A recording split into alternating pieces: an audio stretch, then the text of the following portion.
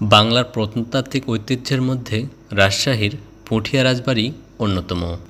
রাজশাহী জেলা শহর হতে ৩২ কিলোমিটার উত্তর পূর্বে নাটোর মহাসড়ক অবস্থিত। এই মহাসড়ক থেকে বাঘা পুঠিয়া জেলার সড়কের পাশেই অবস্থিত এই রাজবাড়িটি। পুঠিয়া শহরে আসার পরেই একটু দক্ষিণ দিকে যে রাস্তাটি গেছে এই রাস্তা ধরে অল্প একটু এগোলেই আপনারা খুব সহজে চলে আসতে পারবেন এই রাজবাড়িতে। রাজবাড়িতে আসার পরে ৩০ টাকা দিয়ে আপনাদেরকে টিকিট কাটতে হবে। এই রাজবাড়ি ছাড়াও এর আশেপাশে আরও অনেকগুলো মন্দির এবং প্রত্নতাত্ত্বিক নিদর্শন আছে, সেগুলো আমি প্রথমে দেখানোর চেষ্টা করব। সবশেষে প্রধান যে রাজবাড়িটি আপনাদের সামনে তুলে ধরব। সামনের দিকেই বেশ কিছু মন্দির দেখা যাচ্ছে। সামনে যে মন্দিরটা দেখা যাচ্ছে এটি বড় আহ্নিক মন্দির। উত্তর দক্ষিণে লম্বা আয়তাকার পূর্বমুখী মন্দিরে পাশাপাশি 3টি কক্ষ আছে। মন্দিরটির সম্মুখের দেয়ালে অসংখ্য পোড়ামাটির ফলক রয়েছে। পাশের কক্ষের পূর্ব দিকে 3টি খিলান প্রবেশপথ এবং উপরে দোচালা আকৃতির ছাদ আছে এবং পূর্ব দিকে একটি করে সরু খিলান প্রবেশপথ আছে। পুঠিয়া চারানি জমিদার কর্তৃক মন্দিরটি 17-18 শতকের মধ্যবর্তী সময় নির্মিত বলে জানা যায়। গোপাল মন্দির। চারানি মন্দির চত্বরের উত্তর পাশে অবস্থিত আয়তাকার দ্বিতল মন্দিরের দক্ষিণ দিকে 3টি এবং পূর্ব ও পশ্চিম দিকে একটি করে প্রবেশপথ আছে। দক্ষিণমুখী এই মন্দিরের উত্তর দিক ব্যতীত অপর 3 দিকে বারান্দা আছে। মন্দিরের দ্বিতীয় তলায় ওঠার জন্য পশ্চিম দিক থেকে একটি সিঁড়ি আছে। গোপাল মন্দিরটি রাধাকান্ত মন্দির হিসেবেও পরিচিত। পুঠিয়া মন্দির চত্বরের অন্যান্য মন্দিরের মতো এ মন্দিরে তেমন কোনো অলঙ্করণ চোখে পড়ে না।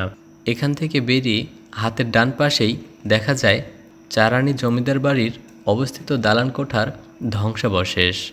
এখানেই চলত চারানি জমিদার বাড়ির রাজকার্য। উপরের ছাদগুলো বেশিরভাগ জায়গায় ভেঙে গেছে, শুধুমাত্র অক্ষত আছে বেশ কিছু পিলার এবং ইটগুলো। জমিদার বাড়ির আধিপত্য না থাকলেও এই বাড়ির ধ্বংসাবশেষ বলে দিচ্ছে একসময় কেমন দাপট ছিল। কিছু কিছু জায়গায় ভেতরে ছাদগুলো ধসে পড়েছে এবং বেশিরভাগ জায়গায় গজিয়েছে বিভিন্ন ধরনের জঙ্গল।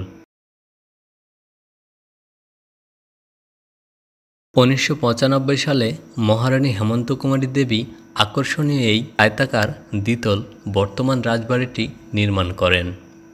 ভবনের মুখ, সম্মুখভাগ, স্তম্ভ, অলঙ্করণ, কাঠের কাজ, কক্ষের দেয়ালে ও দরজার উপর ফুল ও লতাপাতার চিত্রকর্ম চমৎকার নির্মাণশৈলীর পরিচয় বহন করে। রাজবাড়ির ছাদ সমতল, ছাদে লোহার বিম টালি ব্যবহৃত হয়েছে। রাজবাড়িটি বর্তমানে দর্শকদের জন্য উন্মুক্ত করে দেওয়া হয়েছে।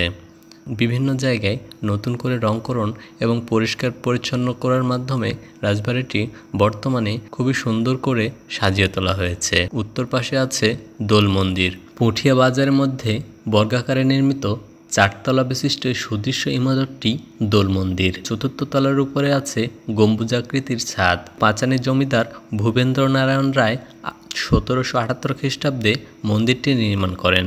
পুঠিয়া রাজবাড়ির দোতলায় উঠে পূর্ব পাশ থেকে পশ্চিম পাশের অংশটি ঘুরিয়ে দেখাচ্ছি। দেখতে পাচ্ছেন সামনে সুন্দর একটি মাঠ আছে এবং উপরের নকশাগুলো কত সুন্দর করে সাজানো হয়েছে। এবার আমি পশ্চিম পাশ থেকে পূর্ব পাশের অংশটি ঘুরিয়ে দেখাচ্ছি। এখন আমরা এই রাজবাড়ির সামনে দিয়ে চলে যাব মহারানী হেমন্ত কুমারী দেবীর পুকুরঘাট বা দিঘিটির সামনে। দেখতে পাচ্ছেন এই দিঘিটি মহারানী হেমন্ত কুমারী দেবী তার গোসলের জন্য ব্যবহার করতেন এবং সামনে যে ঘাটটি দেখতে পাচ্ছেন এই ঘাটে তিনি গোসল করতেন। এখানে পাঁচানী জমিদার বাড়ির কিছু দরবার ঘর অবশিষ্ট আছে, যেগুলো এখন শুধুই এখানে ধ্বংসস্তূপ। দেখতে পাচ্ছেন এগুলো সবকিছুই এই জমিদার বাড়ির অংশবিশেষ।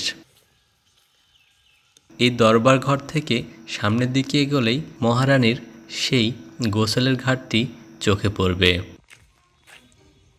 ঘাটটির নির্মাণ কৌশল এবং সাজসজ্জা দেখে আপনাদের মনে হবে তৎকালীন সময়ে কতটা সুন্দর করে তৈরি করা হয়েছিল এই ঘাটটি, যেটা আজও সুন্দরভাবেই দাঁড়িয়ে আছে।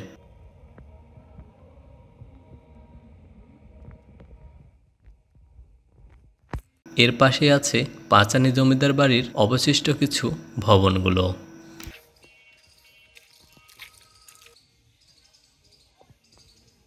পুঠিয়ার পাঁচানী জমিদার বাড়ির অঙ্গনে অবস্থিত গোবিন্দ মন্দির একটি গুরুত্বপূর্ণ পুরাকীর্তি।